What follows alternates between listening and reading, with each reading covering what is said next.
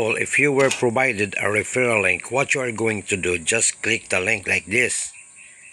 This is just an example.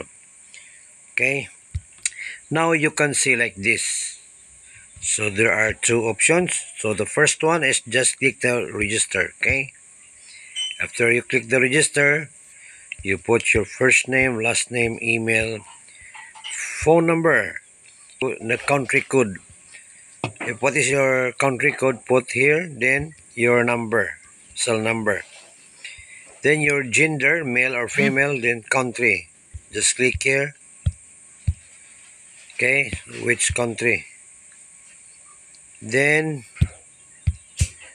put a username here, a unique username. For example, if not accepted, it means that there is already the same username using that username. Then be sure your password. The way here, guys, use an active email. Okay. Then nothing to change here because the username of the sponsor will appear here. So guys, this is just an example. Okay. Then click register. That's all, guys.